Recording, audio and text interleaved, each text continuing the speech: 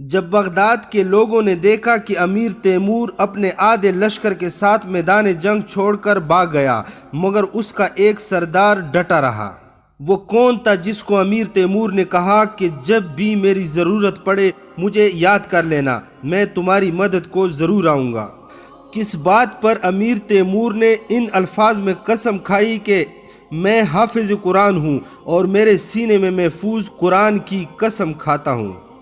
Baghdad شہر کو فتح کرنے کی صورت میں کن 4 قسم کے لوگوں کے بارے میں تیمور نے اپنے سپاہیوں کو حکم دیا کہ انہیں ہرگز قتل نہ کیا جائے؟ کن کے بارے میں امیر تیمور نے یہ الفاظ کہے کہ انہیں اتنا مایوس نہ کرنا چاہیے کہ وہ اتنے مایوس ہو جائیں کہ اپنا سب کچھ تیاگ دینے پر تیار ہو جائیں اور اپنے بال بچوں کو بھی بھول کر جان کی بازی لگا دے؟ امیر تیمور کے لیے کیے گئے ضیافت میں جب عربی کنیزیں محفل میں داخل ہوئیں اور باب و چنگ کی دھنوں پر تھرکنے لگی تو تیمور نے کیا کیا؟ یہ تمام تر واقعات اس ویڈیو میں پیش کیے جا رہے ہیں۔ صحیح معنوں میں اس داستان کے سیاق و سباق کو سمجھنے کے لیے ویڈیو مکمل سماعت کیجیے گا۔ تالش میں تیمور کا قیام زیادہ طویل نہ تھا کیونکہ اس کے پاس اتنی فرصت نہ تھی کہ وہ وہیں رکا رہتا۔ اگر وہ زیادہ دیر تک رکتا تو موسم تبدیل ہو جانے کا اندیشہ تھا، جس سے مہمات کا موسم گزر جاتا اور ان کے راستے میں مشکلات کھڑی ہو جاتی۔ تیمور بغداد پہنچنا اور اس سرزمین کو فتح کرنا چاہتا تھا جسے ہلاکو خان نے فتح کیا تھا۔ اگر تیمور تالش سے سیدھا بغداد کا رخ کرتا تو اس سے ایسی چٹانوں اور پہاڑیوں کا سامنا کرنا پڑتا جن سے اتنی بڑی فوج کے ساتھ گزرنا ناممکن تھا۔ چنانچہ وہ واپس مشرق کی طرف روانہ ہوا اور بحر آبسکون کے کنارے سفر کرتا ہوا غزوین پہنچا اور وہاں سے بغداد کی طرف چل پڑا۔ راستے میں خشم پہنچنے پر تیمور نے وہاں کے امیر دائی سے کہا کہ اسے جب کبھی ضرورت محسوس ہو تو وہ تیمور کو مدد کے لیے پکار سکتا ہے۔ تیمور نے اسے یقین دلایا کہ وہ فوراً اس کی مدد کو آئے گا اور اگر اس کے لیے خود آنا ممکن نہ ہوا تو وہ اپنے سرداروں کو سپاہیوں کے ساتھ اس کی مدد کے لیے روانہ کر دے گا۔ تیمور نے تالش میں 2 کبوتر خانے بھی بنوائے کہ اگرچہ تالش سے کوئی راستہ براہ راست ماوراء نہر نہیں جاتا تھا مگر کبوتروں کے ذریعے مسلسل رابطہ رکھا جا سکتا تھا۔ پھر تیمور اور اس کی فوج تیزی سے منزل کی طرف روانہ ہو گئے۔ وہ بحر آبسگون کے کناروں پر سفر کرتے ہوئے جنوب مشرق کی طرف بڑھتے رہے اور پھر شفت نامی مقامی سے گزر کر غزوین پہنچ گئے۔ شفت سے غزوین اور وہاں سے کرمانشاہ اور کرمانشاہ سے دجلہ کے ساحل تک ان کے سفر میں کوئی ایسا واقعہ پیش نہ آیا جو قابل ذکر ہو۔ اس راستے میں کئی شہر آباد تھے اور ان کے امیر یا گورنر جب یہ سنتے کہ تیمور اپنی فوج کے ہمراہ ان کے شہر میں آ رہا ہے تو وہ اس کے استقبال کو آتے اور عزت و تکریم سے اسے رخصت کرتے۔ تیمور نے ان میں سے کسی کو بھی اپنی خاطر مدارت پر مجبور نہیں کیا، البتہ ان سے فوج کے بحفاظت قیام، خوراک اور چارہ کی فراہمی کے انتظامات کا مطالبہ کیا اور اس کے بدلے مناسب قیمت بھی ادا کر دی۔ راستے میں آنے والے امیر نہ تو زیادہ اہم تھے اور نہ ہی بے حد دولت مند۔ وہ تو تیمور اور اس کی فوج کے لیے ایک دن خوراک اور چارہ بھی فراہم کرنے کے قابل نہ تھے۔ چنانچہ تیمور نے ان پر واضح کر دیا کہ وہ ایک رات کا کھانا بھی اعزازی طور پر نہ لے گا۔ وہ ان سے بس یہ مطالبہ کرتا کہ اپنے ملکوں میں کبوتر خانے تعمیر کرنے اور ان کے آدمیوں کو بطور نگران وہاں رہنے کی اجازت دے دیں، جسے وہ بخوشی قبول کر لیتے۔ تیمور کے لیے انہیں یہ بتانا ضروری نہ تھا کہ اگر ان کی طرف سے اس کے آدمیوں کو کوئی گزند پہنچی تو وہ ان کا کیا حشر کرے گا، کیونکہ وہ اسے بخوبی جانتے تھے۔ وہ جانتے تھے کہ جب اصول کی بات آتی ہے تو تیمور کوئی عذر نہ سنتا تھا۔ وہ جانتے تھے کہ جو اس کا حکم مانتے تھے تو انہیں اس سے کوئی خطرہ نہ تھا، مگر اگر کوئی اس کے خلاف ارادے رکھتا تو تیمور ان سب کی گردنیں اڑانے سے گریز نہ کرتا اور ان کے بیوی بچوں سے وہی سلوک کرتا جیسا کہ جنگی قیدیوں سے روا رکھا جاتا تھا۔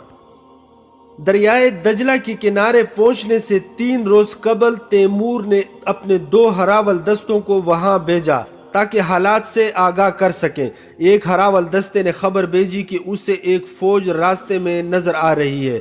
معلوم ہوا کہ انہیں تیمور کی بغداد آمد کی خبر ہو گئی تھی اور انہوں نے اس کا راستہ روکنے کے لیے یہ فوج روانہ کر دی تھی۔ ہراول دستہ یہ بتانے سے قاصر تھا کہ دشمن کی فوج میں موجود سپاہیوں کی تعداد کتنی ہے، لہٰذا تیمور نے مقامی باشندوں کو بطور جاسوس استعمال کرنے کا فیصلہ کیا۔ تیمور نے 2 افراد منتخب کیے، جن میں سے ایک کا نام ابو سعدہ اور دوسرے کا وجہ الدین تھا، اور وہ دونوں عرب تھے۔ تیمور عربی زبان پر عبور رکھتا تھا مگر بحر النہرین کے مقامی لہجے سے ناواقف تھا، لہٰذا اس نے مترجم کے ذریعے ان سے گفتگو کی۔ البتہ کچھ عرصہ وہاں قیام کے بعد تیمور کو مترجم کی ضرورت نہ رہی، کیونکہ وہ مقامی لب و لہجے سے بخوبی واقف ہو گیا تھا۔ اگر کوئی شخص عربی سے واقف ہو اور مقامی لب و لہجے پر عبور نہ رکھتا ہو تو بھی وہ تھوڑی ہی عرصے میں اس لب و لہجے سے واقفیت حاصل کر کے خود اس لہجے اور انداز میں عربی بولنے کے قابل ہو سکتا ہے۔ ابو سعدہ اور وجہ الدین نے جاسوسی کرنے کی ذمہ داری قبول کر لی اور تیمور نے ان سے کہا کہ وہ اس کا راستہ روکنے والی فوج کے بارے میں پتہ کرے کہ ان کے پاس کتنے گھڑ سوار اور پیادہ سپاہی ہیں، فوج کا سپہ سالار کون ہے اور اس فوج کے پاس کس قسم کے ہتھیار اور آلات ہیں۔ تیمور نے ان دونوں کو 500 دینار دیے اور ان سے کہا جیسے ہی وہ متعلقہ معلومات لے کر آئیں گے تو انہیں مزید اتنے ہی دینار دے دیے جائیں گے۔ وہ دونوں ایک دوسرے کے کام کی نوعیت سے بے خبر تھے۔ تیمور نے ایسا اس لیے کیا کہ وہ دونوں اسے دھوکہ دینے یا غلط معلومات فراہم کرنے کی کوشش نہ کریں۔ دونوں عرب جاسوسوں کو ہدایت دے کر روانہ کرنے کے بعد تیمور نے ہراول دستے کو پیغام بھیجا کہ وہ دشمن کی فوج پر شبخون مارنے کی کوشش کرے اور اگر ممکن ہو تو دشمن کے چند سپاہیوں کو پکڑ لائیں، خاص طور پر دشمن کی فوج کے سرداروں کو، تاکہ ان کے ذریعے دشمن کی فوج کی طاقت کا اندازہ لگایا جا سکے۔ تیمور مقامی حالات اور علاقائی محل وقوع کے بارے میں بھی معلومات حاصل کرنا چاہتا تھا۔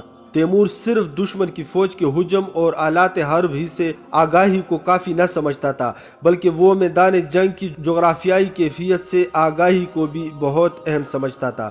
وہ یہ جاننے کی کوشش کرتا کہ اس مقام کی سرزمین کیسی ہے، وہاں پر پستی اور بالائی کی کیا کیفیت ہے، وہاں کتنے ٹیلے اور پہاڑ موجود ہیں، وہاں کتنے دریا ہیں اور ان دریاؤں کی گہرائی کتنی ہے، کس دریا کو عبور کرنا ممکن ہے۔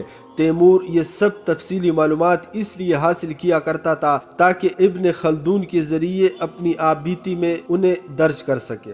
میدان جنگ کی کیفیت سے پوری طرح آگاہ ہونا بے حد ضروری تھا، بالخصوص تیمور کے لیے، کیونکہ اس کی فوج سوار سپاہیوں پر مشتمل تھی۔ ایک پیادہ سپاہی کسی بھی جگہ جنگ کرنے اور کہیں سے بھی گزرنے کے قابل ہوتا ہے، مگر سوار فوج ایسی سرزمین پر جنگ نہیں لڑ سکتی جہاں زمین ہموار نہ ہو، اور نہ ہی وہ چٹانوں والی سرزمین اور تنگ گزرگاہوں کو عبور کر سکتی ہے۔ افسوس کہ تیمور کے ہراول دستے نے دشمن کی فوج سے 2 بار جنگ چھیڑی مگر دونوں بار دشمن کے سپاہیوں کو پکڑنے میں ناکام رہا اور جنگ چھیڑنے والے تیمور کے سپاہی مارے گئے۔ اس سے ظاہر ہوا کہ دشمن کی فوج کا سپہ سالار قابل ہے اور اس کی فوج میں مکمل نظم و ضبط قائم ہے، ورنہ تیمور کے سپاہی دشمن کی فوج سے 1-2 سپاہیوں کو پکڑنے میں ضرور کامیاب ہو جاتے۔ تیمور کے بھیجے ہوئے جاسوسوں میں ایک ابو سعدہ 4 دن بعد لوٹ آیا اور اس نے واپس آ کر بتایا کہ دشمن کی فوج 1,20,000 سپاہیوں پر مشتمل ہے، جن میں سے 15,000 سوار اور فوج کا سپہ سالار خود امیر بغداد ہے۔ تیمور نے فوج کے پاس موجود ہتھیاروں اور دیگر آلات کے بارے میں دریافت کیا تو ابو سعدہ نے بتایا کہ دشمن کے پاس 200 جنگی ٹیلے اور اتنی ہی منجنیقیں ہیں۔ سپاہیوں کے پاس تلوار، نیزے، تیر اور کمان کے علاوہ پھنکنے بھی ہیں۔ تیمور نے اس سے دریافت کیا کہ یہ پھنکنا کیا شے ہے۔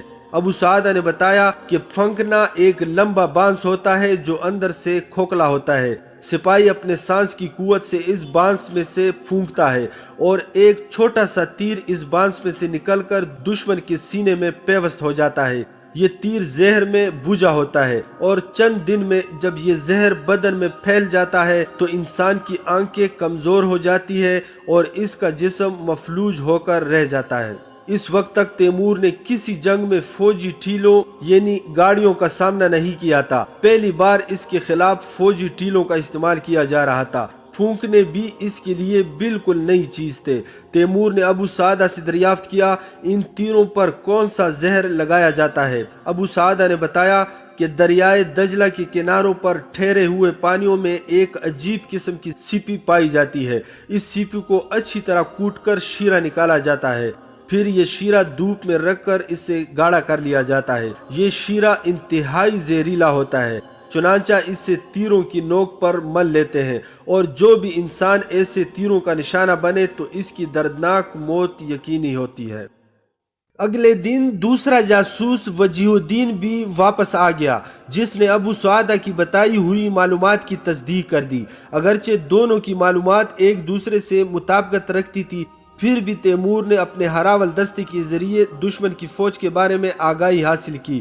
ہراول دستے نے بھی یہی خبر دی کہ دشمن کی فوج کی سپاہیوں کی تعداد 1,00,000 سے زیادہ ہے۔ ایک طاقتور فوج کو شکست دینے کے لیے ضروری ہے کہ دو میں سے ایک کام کیا جائے، یا تو اس پر بھرپور حملہ کیا جائے اور اپنا بھی نقصان کر کے دشمن کو تباہ کرنے کی کوشش کی جائے، یا پھر دشمن کو گھیر کر اس کی پشت پر کاری ضرب لگائی جائے اور ایسے علاقے میں اس پر حملہ کیا جائے جہاں کی زمین دشمن کے لیے سازگار نہ ہو۔ دشمن کی قوت کا صحیح اندازہ لگانے کے لیے تیمور نے اپنی فوج کو حکم دیا کہ اس پر حملہ کرنے کا ناٹک کرے، جبکہ حقیقت میں حملہ کرنے کا ارادہ نہ ہو۔ چنانچہ 3 فوجی دستوں نے، جن میں سے ہر ایک 5,000 سپاہیوں پر مشتمل تھا، دشمن پر حملے کا ناٹک شروع کر دیا۔ یہ دستے دائیں بائیں کے رسالوں اور مرکزی حصوں پر مشتمل ایک مکمل فوج کی صورت میں دشمن پر حملہ آور ہوئے، تاہم دیکھتے ہی دیکھتے ان پر اس زور کی سنگباری کی گئی کہ ان کی پیش قدمی فوراً رک گئی۔ دشمن کی فوج نے منجنیکوں کے پیچھے پتھروں کی پہاڑیاں بنا رکھی تھی اور اس کے سپاہی مسلسل پتھروں کو منجنیکوں میں ڈال رہے تھے، اس لیے تیمور کے سپاہیوں پر اس قدر پتھروں کی بارش ہوئی کہ ان کے لیے آگے بڑھنا ناممکن ہو گیا۔ دشمن کی منجنیک سے نکلنے والے پتھر تیمور کے سوار سپاہیوں کا سر کھول دیتے اور وہ مارے جاتے یا ناکارہ ہو جاتے۔ دائیں طرف کے رسالے پر دشمن کے جنگی ٹھیلوں نے چڑھائی کر دی اور یہ انتہائی مہلک اور خطرناک حملہ ثابت ہوا۔ ہر ٹیلے کے آگے 4 گھوڑے بندھے ہوئے ہوتے۔ دائیں اور بائیں طرف کے گھوڑوں کے پہلوؤں میں 2 افقی محور بنے ہوتے، جن پر لمبے لمبے اور تیز دار نیزے جڑے تھے۔ ان نیزوں کی نوکیں گھوڑوں کے بدن سے کافی آگے کو نکلی ہوئی تھی۔ جب یہ گھوڑے تیزی سے دوڑتے ہوئے آتے تو ان کے پہلوؤں سے جڑے تیز اور نوکیلے نیزے دور سے ہی تیمور کے سپاہیوں کے بدنوں کے آر پار ہو جاتے۔ نیزوں اور گھوڑوں کے درمیان لکڑی کی دیوار حائل تھی، جس کی وجہ سے تیمور کے سپاہی گھوڑوں کو نشانہ بنانے کے قابل نہ تھے۔ گھوڑوں کو بگانے والے ایک اور حفاظتی دیوار کے حصار میں تھے اور انہیں حتیٰ کہ تیروں کی مدد سے بھی نشانہ نہیں بنایا جا سکتا تھا۔ اگرچہ بغداد کے یہ جنگی ٹیلے انتہائی مہلک ہتھیار تھے، مگر ان میں ایک خامی تھی اور وہ یہ کہ انہیں بآسانی روکا جا سکتا تھا۔ ان ٹیلوں پر لگے نیزے جب کسی گھوڑے یا سپاہی کے بدن میں اترتے تو یہ ٹیلے عین میدان جنگ کے درمیان میں رک جاتے۔ اس وقت ٹیلے والا اپنے ٹیلے کو روکنے اور اس میں پھنسے گھوڑے اور سپاہیوں کو نکالنے کے لیے رکنے پر مجبور ہو جاتا، اور اس دوران اس کا بہت سا قیمتی وقت بھی ضائع ہوتا۔ البتہ جب ٹھیلا رک جاتا تو تیمور کے سپاہی گھوڑوں کو اطراف سے نشانہ بنانے میں کامیاب ہو جاتے، مگر ان ٹھیلوں کو روکنے کے لیے کئی سپاہیوں کی قربانی ضروری تھی اور یہ بات تیمور کے خلاف جاتی تھی۔ بائیں طرف سے جب بھی تیمور کے سپاہیوں نے دشمن پر حملہ کیا تو انہیں تیروں کی زبردست بوچھاڑ کا سامنا کرنا پڑا۔ ان پر اس قدر تیر برسائے گئے کہ بے شمار سپاہی اور گھوڑے ناکارہ ہو گئے۔ اس حملے سے یہ بات واضح ہو گئی کہ دشمن مضبوط ہے اور اپنے دفاع کے لیے پوری طرح تیار ہے۔ تیمور اگر براہ راست دشمن پر حملہ کرتا تو عین ممکن تھا کہ اس کی فوج نیست و نابود ہو جاتی۔ چنانچہ اس نے فیصلہ کیا کہ چکر کاٹ کر دشمن کی پشت پر حملہ کیا جائے۔ تیمور نے سوچا کہ یہ ضروری ہے کہ وہ ایک لمبا چکر کاٹے تاکہ دشمن یہ یقین کر سکے کہ اس نے بغداد پر حملے کا ارادہ ترک کر دیا اور واپس چلا گیا ہے۔ تیمور نے اپنے افسروں کو حکم دیا کہ سپاہیوں کو بتا دیں کہ خود کو طویل سفر کے لیے تیار کر لیں، جس میں انہیں دن رات سفر کرنا ہے۔ اس طرح کے سفر کا طریقہ پہلے بھی بتایا جا چکا ہے، لہٰذا اس سے تفصیلات میں بیان کرنے کی ضرورت نہیں۔ تیمور نے سفر کے آغاز کا وقت آدھی رات مقرر کیا اور اسی لمحے ہراول دستے نے دشمن سے رابطہ منقطع کیا اور ان کی فوج سفر کے لیے روانہ ہو گئی۔ حفظ ما تقدم کے طور پر تیمور نے دریائے دجلہ سے فاصلہ برقرار رکھا، کیونکہ اگر وہ ایسا نہ کرتے تو دشمن کی فوج مسلسل ان پر نظر رکھ سکتی تھی۔ وہ لوگ مسلسل 5 دن اور 5 راتوں تک سفر کرتے رہے، حتیٰ کہ بخت النصر نامی دیوار کے پاس پہنچ گئے۔ بعد کے رسالوں میں جب تیمور نے شام کا رخ کیا اور وہاں کے علماء کی جماعت سے بات چیت کی تو ان علماء کے ساتھ کئی عیسائی پادری بھی تھے، جنہوں نے بخت نصر نامی اس دیوار کے بارے میں تیمور کو بہت سی باتیں بتائیں۔ بخت نصر نامی یہ دیوار دراصل دریائے دجلہ اور فرات کے درمیان بخت نصر نامی بادشاہ نے تعمیر کروائی تھی۔ اس دیوار کا ایک سرا مشرق میں دریائے دجلہ کے ساحل اور دوسرا سرا مغرب میں دریائے فرات سے جا ملتا ہے، لہٰذا یہ دیوار بین النہرین کو شمال سے جدا کرتی ہے۔ بخت نصر نے یہ دیوار اس لیے بنوائی تھی کہ بین النہرین کا علاقہ پہاڑی قبائل کی دست اندازی سے محفوظ رہے۔ تیمور جب شام پہنچا تو عیسائی راہبوں نے اسے بتایا کہ قدیم زمانے میں دیوار بخت نصر کا نام دیوار بابل تھا۔ بین النہرین میں بابل نام کی ایک ریاست تھی جس کا صدر مقام بابل کہلاتا تھا۔ یہ شہر دریائے فرات کے کنارے واقع تھا۔ عیسائی علماء نے بتایا کہ انہوں نے یونانی تاریخ کی کتابوں میں اس حوالے سے پڑھا تھا کہ اس زمانے میں ایران پر سیروس نامی بادشاہ کی حکومت تھی۔ یونانی تاریخ سے معلوم ہوتا ہے کہ سیروس نے بابل پر حملہ کیا اور دیوار بابل سے گزرنے کے بعد وہاں کے دارالحکومت پر قبضہ کر کے ان تمام یہودیوں کو آزاد کر دیا جو بابل کے قید خانے میں بند تھے۔ تیمور جب دیوار بابل کے پاس پہنچا تو اس کے زیادہ تر حصے مندمند ہو چکے تھے، مگر جو اس وقت تک موجود تھے وہ اتنے مضبوط تھے کہ وہاں سے کسی فوج کا گزر آسان نہ تھا۔ بہرحال تیمور نے اس مقام پر پڑاؤ ڈالنے کا حکم دے دیا اور یہ بھی حکم دیا کہ دریائے دجلہ کو پار کرنے اور بین النہرین کے علاقے میں داخل ہونے کے لیے پل باندھ دیا جائے۔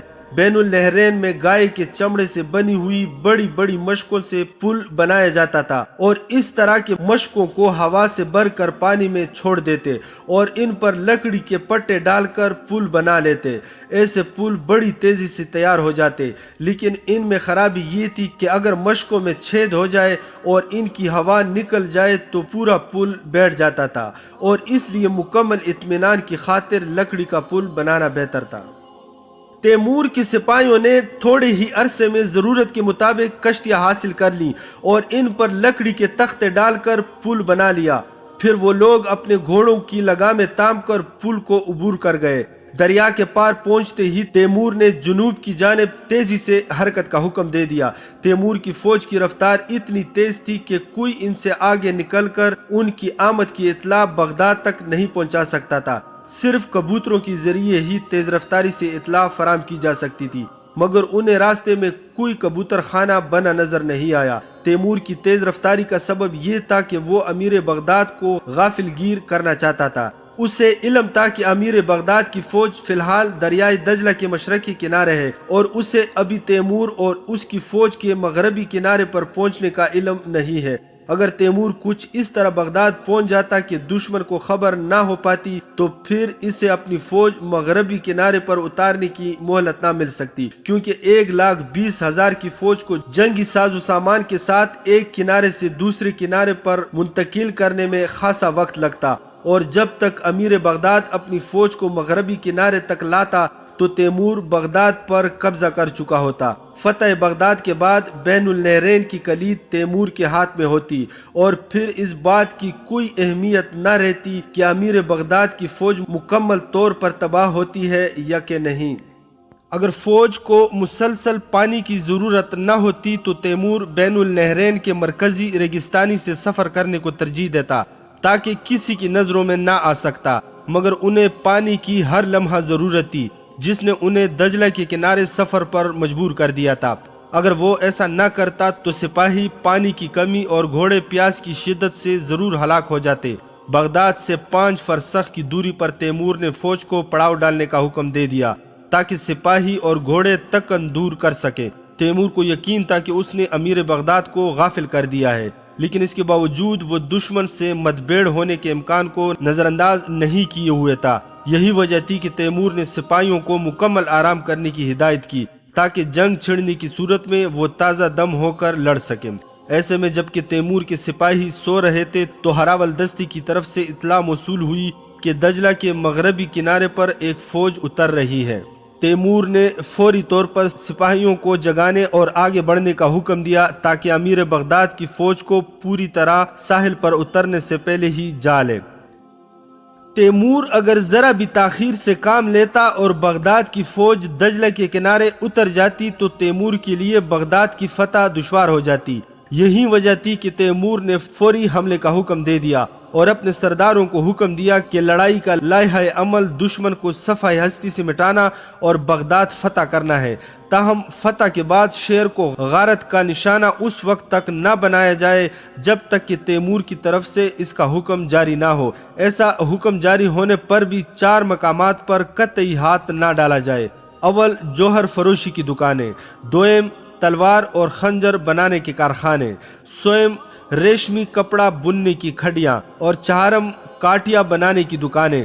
تیمور نے سن رکھا تھا کہ دنیا کے بہترین جواہر ساز بغداد میں رہتے ہیں اور یہ کہ وہاں دنیا کی سب سے اعلیٰ تلواریں اور خنجر دستیاب ہیں۔ جو کپڑا بغداد میں بنا جاتا ہے اس کی خوبصورتی کا چرچا ہر طرف تھا اور وہاں بننے والی کاٹیا تو اپنی مثال آپ تھی۔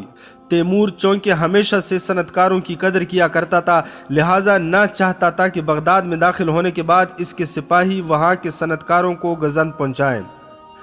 بہرحال جب دونوں فوجوں کا آمنا سامنا ہوا تو تیمور کے سپاہیوں نے اس قدر دباؤ ڈالا کہ مغربی کنارے پر اترنے والی بغداد کی فوج 1 گھنٹے کے اندر اندر تتر بتر ہو گئی اور اس کی فوج کے لیے بغداد جانے کا راستہ ہر قسم کی رکاوٹ سے صاف ہو گیا۔ تیمور نے فوج کا کچھ حصہ دجلہ کے کنارے چھوڑا اور خود بقیہ فوج کے ساتھ بغداد کی طرف روانہ ہو گیا۔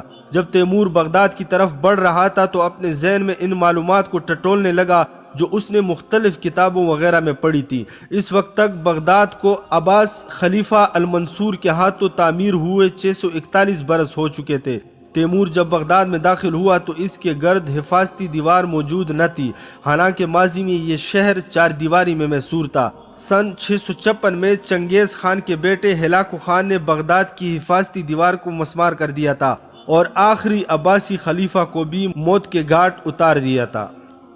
تیمور کو معلوم ہوا کہ بغداد کا پہلا نام شہر مدور تھا، یعنی ایسا شہر جو دائرے کی شکل کا ہو۔ اس شہر کی بنیاد المنصور نے 145 میں رکھی اور اس وقت اس شہر کے 4 بڑے دروازے تھے جو باب بصرہ، باب کوفہ، باب شام اور باب خراسان کے نام سے مشہور تھے۔ خلیفہ المنصور کے بعد شہر پھیلتا گیا اور اس کا نام بغداد رکھ دیا گیا۔ شہر کا قبرستان مغربی حصے میں واقع تھا۔ قبرستان ایسے حصے میں تھا جسے دریائے دجلہ کے دونوں اطراف سے گھیر رکھا تھا۔ ایرانی اس قبرستان کاظمین کے نام سے پکارتے تھے کیونکہ حضرت امام حسین رضی اللہ تعالی عنہ کی اولاد میں سے کاظم نام کے 2 فرزند یہاں استراحت فرما ہیں۔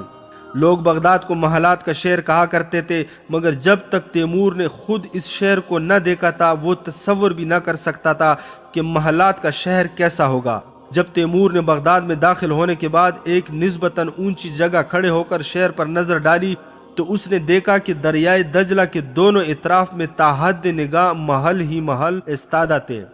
یہ محلات عباسی دور خلافت کے دوران تعمیر کروائے گئے تھے کیونکہ عباسی خلفاء کے دور میں بغداد 511 برس تک اسلامی دنیا کا دارالحکومت رہا تھا۔ جب کسی بھی حکومت کا کوئی بھی گورنر سبکدوش ہو کر بغداد واپس آتا تو یہاں اپنے لیے ایک محل تعمیر کروا لیتا اور یہ محل اس کی اولاد کو نسل در نسل منتقل ہوتا رہتا۔ دریائے دجلہ کے دونوں طرف اس قدر محلات تعمیر کیے گئے تھے کہ ان کا سلسلہ قدیم شہر مدائن تک پھیل گیا تھا۔ بغداد اور مدائن کے درمیان قریباً 42 کلومیٹر کا فاصلہ تھا اور بغداد کے محلات میں استعمال ہونے والا کچھ تعمیراتی مواد مدائن سے لیا گیا تھا۔ بغداد کے ہر محل کا رنگ دوسرے سے مختلف تھا۔ اگر کوئی شخص کسی بلند مقام پر کھڑا ہو کر طلوع یا غروب آفتاب کے وقت بغداد کے محلات کا نظارہ کرتا تو اسے یوں لگتا کہ جیسے یہ محلات نہیں بلکہ رنگا رنگ موتی بکھرے ہوئے ہوں۔ ان محلات میں سے کچھ کی تعمیر میں سفید یا زرد رنگ کا چمکدار پتھر استعمال کیا گیا تھا، اور یہ پتھر عراق، فارس، کرمان اور یزد سے منگوا کر عمارت کی مضبوطی کے لیے استعمال کیا گیا تھا۔ بغداد میں داخل ہوتے ہی تیمور نے اپنے سپاہیوں کو آرام کرنے کی ہدایت کر دی۔ اسے بخوبی علم تھا کہ دجلہ کے مشرقی کنارے ایک فوج موجود ہے، اور عین ممکن تھا کہ اس فوج اور اس کے سپاہیوں کے درمیان خوفناک جنگ چھڑ جاتی۔ اس فوج کا راستہ روکنے کے لیے ضروری تھا کہ تیمور کے سپاہی آرام کر لیتے۔ وہ ایک طویل اور مسلسل سفر کے بعد یہاں پہنچے تھے اور تھکے ہوئے تھے۔ تیمور امیر بغداد کو دریائے دجلہ پار کرنے کی اجازت ہرگز نہ دیتا، مگر عین ممکن تھا کہ امیر بغداد وہی کام کرتا جو تیمور نے کیا تھا اور دریا پار کر کے ان کے سر پر پہنچ جاتا۔ یہی وجہ تھی کہ تیمور نے اپنے سپاہیوں کو آرام کرنے کی اجازت دے دی تھی کہ ایک اور جنگ چھڑنے کی صورت میں وہ تازہ دم ہو کر دشمن کا مقابلہ کر سکیں۔ جیسا کہ پہلے بتایا جا چکا ہے کہ تیمور نے اپنی فوج کے ایک حصے کو دریائے دجلہ کے کنارے ہی چھوڑ دیا تھا تاکہ وہ امیر بغداد کو دریائے دجلہ عبور کرنے اور مغربی کنارے تک پہنچنے سے روک سکے۔ کراگوز نامی ایک افسر اس فوجی دستے کا کمانڈر تھا جسے تیمور نے یہ ذمہ داری سونپی تھی۔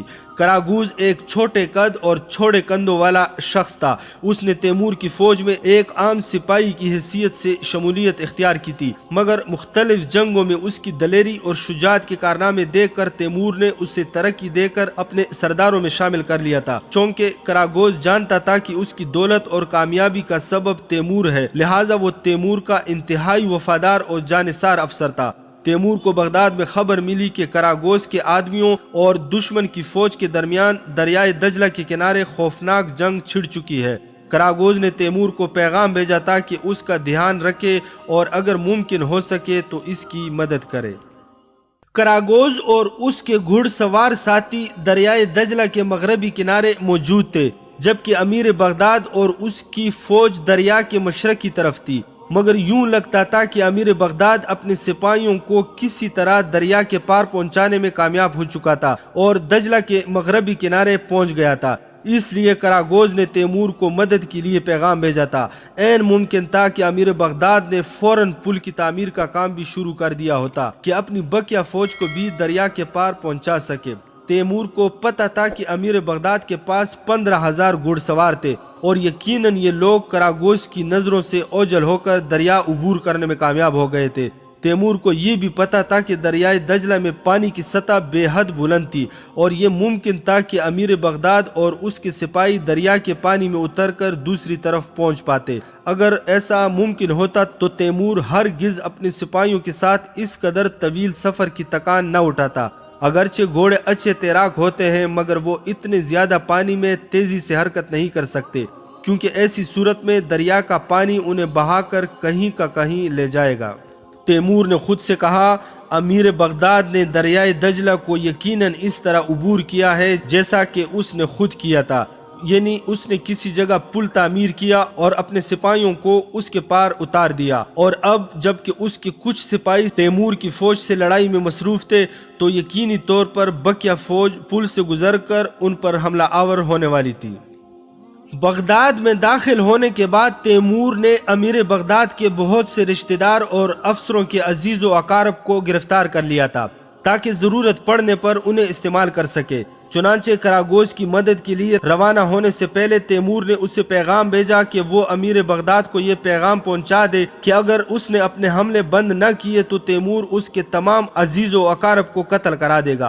گرفتار ہونے والوں میں امیر بغداد کے 2 بیٹے اور 3 بیٹیاں بھی تھی۔ امیر بغداد کے افسران کے بیٹے بیٹیاں بھی گرفتار شدگان میں نمایاں تھے، اور تیمور نے واضح پیغام بھجوایا کہ اگر امیر بغداد نے جنگ جاری رکھی تو وہ ایک ایک کر کے سب کو قتل کر دے گا۔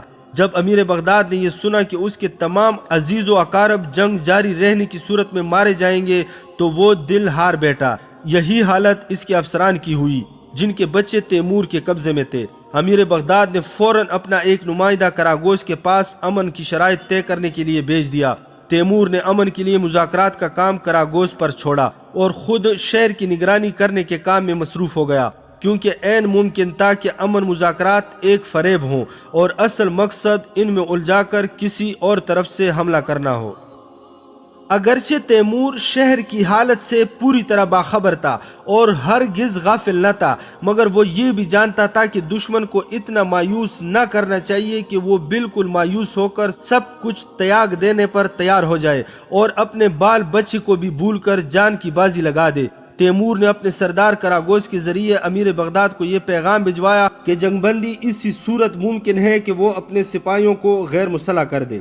جب اس کے سپاہی ہتھیار پھینک دیں گے اور اسے یقین ہو جائے گا کہ امیر بغداد کے پاس کوئی فوج نہیں رہی، تو وہ تمام گرفتار شدگان کو رہا کر دے گا تاکہ وہ امیر بغداد اور دیگر افسران سے جا ملے، اور پھر اس کے بعد وہ امن سے متعلق دیگر معاملات طے کر لیں گے۔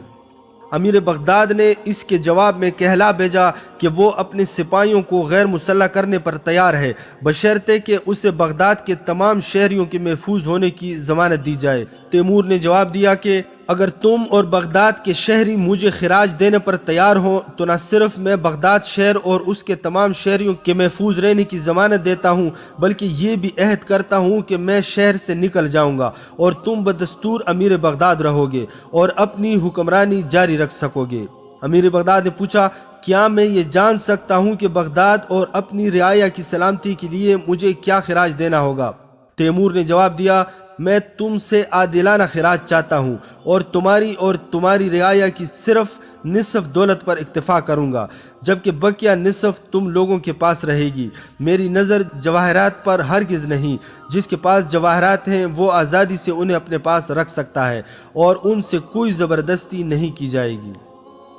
تیمور جانتا تھا کہ امیر بغداد اور شہر کے لوگوں کے پاس موجود سونے چاندی کا صحیح حساب لگانا بے حد مشکل کام تھا۔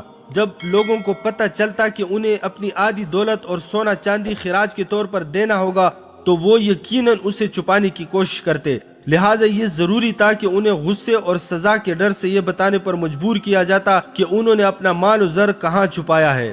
اس لیے تیمور نے یہ عمومی شرط رکھی تاکہ تفصیلات کو بعد میں طے کر سکے۔ امیر بغداد نے دریافت کیا، تم خراج وصول کرنے کے بعد کیا کرو گے؟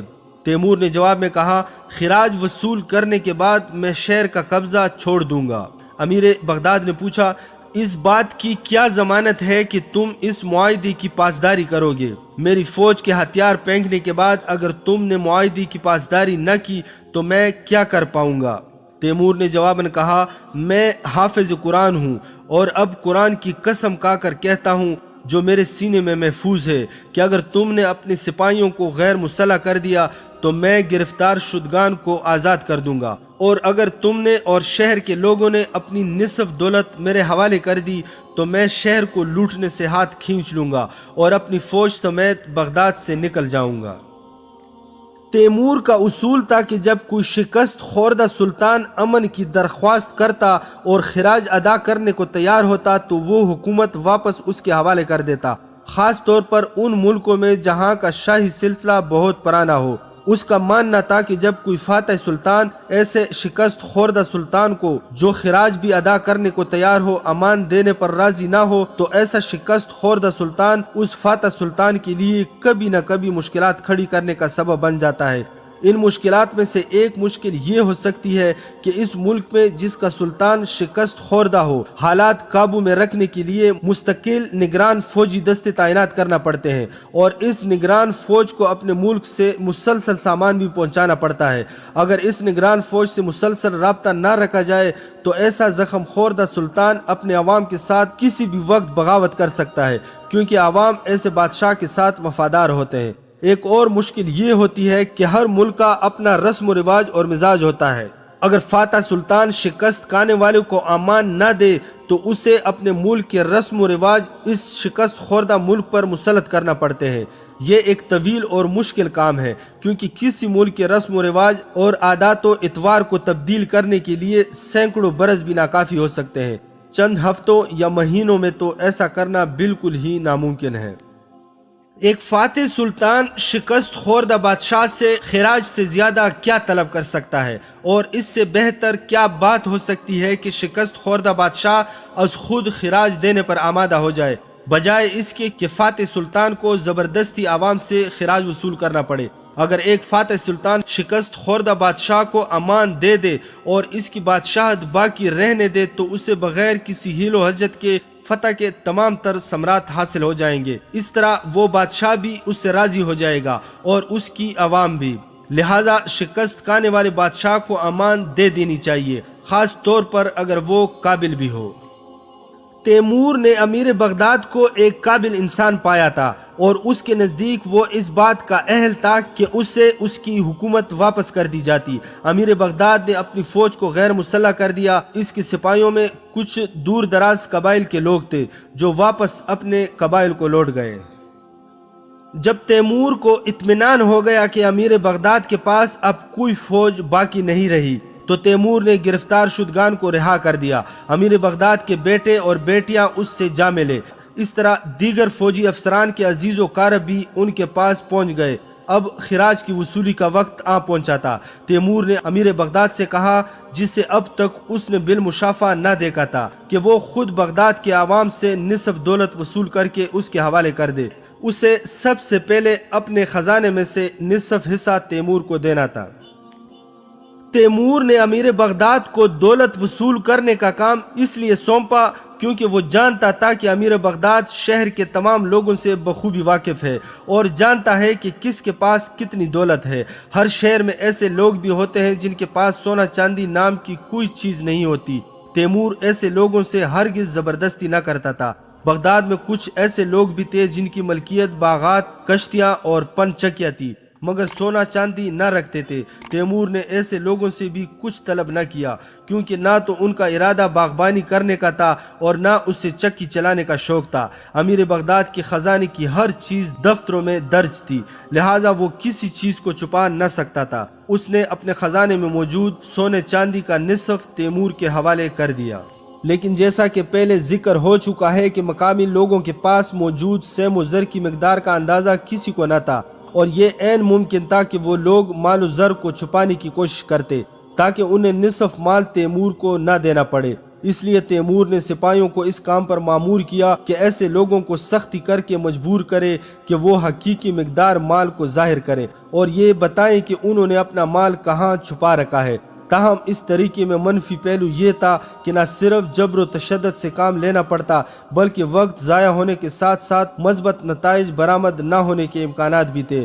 یہی وجہ تھی کہ تیمور نے امیر بغداد کی یہ تجویز قبول کر لی کہ وہ خود اپنے باشندوں کی طرف سے سیم و زر کی درست مقدار میں فراہمی یقین کرے گا۔ تیمور کو امیر بغداد کی تجویز معقول لگی اور اس کے بہتر نتائج برآمد ہونے کی امید تھی۔ تیمور نے اپنی زندگی میں بے شمار شہروں کو مسمار کیا تھا۔ اس نے مغلوب شہروں کے ہزاروں باشندوں کو تہ تیغ کیا تھا اور ان کے سروں کے مینار بنوائے تھے۔ وہ جب کسی شہر میں قتل عام کا حکم جاری کرتا تو اس شہر کی ساری گلیاں اور بازار اس شہر کے باشندوں کے خون سے سرخ ہو جاتے، لیکن اس کے ساتھ ساتھ جب کسی شہر کے باشندے اس سے امان طلب کرتے اور مزاحمت کیے بغیر تسلیم ہو جاتے تو تیمور انہیں گزند نہ پہنچاتا تھا، خاص طور پر اگر وہ اسلام کے پیروکار ہوتے۔ دراصل وہ جانتا تھا کہ اس جیسے انسان کو جس کی تلوار کے خوف سے مشرق و مغرب کانپتے ہیں اعلیٰ ظرفی اور بہتر نتائج کے لیے ذمہ داری کا مظاہرہ کرنا چاہیے۔ اس لیے تیمور نے یہ فیصلہ کیا کہ 6 ماہ تک بغداد کے باشندوں کو زد و کوب کر کے چھپی ہوئی دولت فراہم کرنے پر مجبور کرنے کے بجائے جلد بڑی کامیابی یعنی اگلی مہمات پر روانہ ہوا جائے۔ ایک روز امیر بغداد نے بتایا کہ شہر کے تمام لوگوں سے خراج وصول کرنے کا کام مکمل ہو گیا اور کوئی شخص ایسا نہیں بچا کہ جس سے خراج وصول نہ کیا گیا ہو۔ امیر بغداد کی طرف سے بطور خراج دیے گئے سونے کی مقدار 27,500 کلوگرام اور چاندی کی مقدار 60,000 کلوگرام تھی۔ سونا چاندی کے علاوہ قیمتی سکے اور زیورات و ظروف بھی اس خراج کا حصہ تھے۔ چونکہ سونے چاندی کے برتنوں میں کھانا حرام ہے، لہٰذا تیمور نے حکم دیا کہ ایسے تمام ظروف کو پگھلا کر سکوں میں ڈال دیا جائے۔ جب خراج کی وصولی کا کام مکمل ہو گیا تو تیمور نے بغداد سے نکلنے کا ارادہ کیا۔ اس پر امیر بغداد نے اسے ایک ضیافت میں شریک ہونے کی دعوت دی۔ تیمور نے دعوت قبول کر لی اور اپنے چند سرداروں بشمول کراگوس کے ہمراہ امیر بغداد کی ضیافت میں شریک ہوا۔ ضیافت کے اختتام پر کچھ عربی کنیزیں محفل میں داخل ہوئیں اور باب و چنگ کی دنوں پر ترکنے لگیں۔ تیمور نے امیر بغداد سے دریافت کیا، ان عورتوں کو تم نے اپنی تفریح طبع کے لیے محفل میں بلایا ہے یا کہ میرے لیے؟ امیر بغداد سرگوشی کے انداز میں کہنے لگا، اے امیر، میں نے انہیں صرف تمہاری خوش ندی کے لیے بلایا ہے، تم ان میں سے جس کو اشارہ کرو گے تمہارے حوالے کر دی جائے گی۔ تیمور نے کہا، مجھے ان کی ہرگز ضرورت نہیں، ان سے کہو کہ محفل سے چلی جائیں، کیونکہ مجھے ناچ دیکھنے یا رباب و چنگ سننے میں کوئی دلچسپی نہیں۔ امیر بغداد بے حد حیران ہوا اور پوچھنے لگا، اے امیر، کیا تم واقعی موسیقی سننے میں کوئی دلچسپی نہیں رکھتے، اور کیا واقعی تمہیں ان سنہرے بدنوں والی عورتوں کو دیکھنے میں کوئی دلچسپی نہیں؟ تیمور نے جواب دیا، بالکل نہیں، میں ان چیزوں سے توبہ کر چکا ہوں اور عہد کر چکا ہوں کہ خود کو ان لغویات میں مبتلا ہونے نہیں دوں گا۔ جس دن سے میں نے توبہ کی ہے اور عہد کیا ہے، اس دن سے اب تک میں اس پر مکمل طور پر عمل پیرا ہوں اور اپنا عہد کبھی نہیں بھولا، اور مجھے امید ہے کہ اپنی آخری سانس تک اس عہد پر قائم رہوں گا۔ امیر بغداد نے اسی وقت کنیزوں کو چلے جانے کا حکم دے دیا، اور اس کے 1 یا 2 گھنٹے بعد تیمور نے بھی وہاں سے رخصت ہونے کا فیصلہ کر لیا۔ امیر بغداد نے اس سے رخصت کرتے ہوئے ایک سونے کی تشتری منگوائی جس میں بہت سے جواہرات موجود تھے۔ امیر بغداد کہنے لگا، میں یہ جواہرات بطور یادگار تمہاری نظر کرتا ہوں اور امید کرتا ہوں کہ تم انہیں قبول فرما لوگے۔ یہ وہ جواہرات ہیں جو میں اپنے خزانے سے لایا ہوں۔ تیمور نے جواہرات قبول کر لیے مگر سونے کی تشتری واپس کر دی۔ امیر بغداد نے اس سے خوش دلی سے رخصت کرتے ہوئے کہا، اے امیر، تم جب کبھی بھی بغداد میں بطور مہمان قدم رنج فرماؤ گے، ہم تمہارے ہر قدم کو سر آنکھوں پر رکھیں گے۔ چونکہ تیمور کے سپاہیوں کو بغداد میں لوٹ مار کی اجازت نہ ملی تھی، اس لیے تیمور نے شہر سے بطور خراج حاصل ہونے والے سیم و زر کا ایک حصہ افسران اور سپاہیوں میں تقسیم کر دیا۔ بغداد سے وہ لوگ موسم خزاں میں روانہ ہوئے۔ امیر بغداد اپنے بیٹوں اور معززین کے ہمراہ انہیں شہر سے باہر کئی کلومیٹر دور تک رخصت کرنے کے لیے ساتھ ساتھ آیا۔ امیر تیمور کی تاریخ پر مشتمل داستانوں کی آنے والی 12ویں قسط میں انشاءاللہ ہم ایک تفصیلی داستان پیش کریں گے، جس میں جب لرستان کے طاقتور حاکم نے خراج نہ دینے پر تیمور کے 150 سپاہیوں کو قتل کر دیا۔ جب تیمور نے لرستان پر حملے کا فیصلہ کیا تو کسی نے امیر تیمور کو وہاں جانے سے منع کرتے ہوئے کہا، یہ علاقہ ایک ایسے پہاڑ کے پیچھے ہے جہاں بڑی سے بڑی فوج بھی جانے سے کتراتی ہے اور جہاں داخل ہونے والی فوج کا مقدر تباہی و بربادی ٹھہرتا ہے۔ اس علاقے کے راستے میں اتنے بلند پہاڑ ہیں جن کی اونچائی آسمان کو چھوتی ہے، اور اتنی گہری کائیاں ہیں جن کی گہرائی کا اب تک کوئی صحیح اندازہ نہیں لگا سکا، اور جہاں کے مرد 7 فٹ لمبے قد کے مالک ہیں۔ وہ مرد جب پہاڑوں پر کھڑے ہو کر بلند آواز میں بات کرتے ہیں تو پہاڑوں سے بڑے بڑے پتھر لڑکنے لگتے ہیں، اور ان کی عمر 150 برس اور ان کی عورتیں 80 برس تک بچے جننے کے قابل ہوتی ہیں۔ اور تفصیلی بات کریں گے میدان جنگ کے اس لمحے کا جب ایک طاقتور حاکم نے امیر تیمور کو چیخ کر کہا کہ میرے ساتھ تن تنہا دو بدو لڑائی لڑو، اور پھر میدان جنگ میں مکمل سناٹا چھا گیا اور دونوں طرف کے سپاہی سانس رو کر اپنے سپہ سالاروں کی لڑائی دیکھنے کے لیے کھڑے ہو گئے۔ اس سے پہلے اپلوڈ کی گئی امیر تیمور کی داستانوں کی 10 قسطیں دیکھنے کے لیے ہمارے چینل پر موجود پلے لسٹ کو چیک کریں۔ اگر آپ امیر تیمور یا مزید تاریخی اور حقیقی واقعات پر مبنی ویڈیوز دیکھنا چاہتے ہیں تو اس ویڈیو کے نیچے دیے گئے سرخ رنگ کے بٹن سبسکرائب کو دبا کر ساتھ میں بیل کے نشان کو بھی دبائیں تاکہ ہماری ہر آنے والی نئی ویڈیو آپ کو بروقت اور فوری مل سکے۔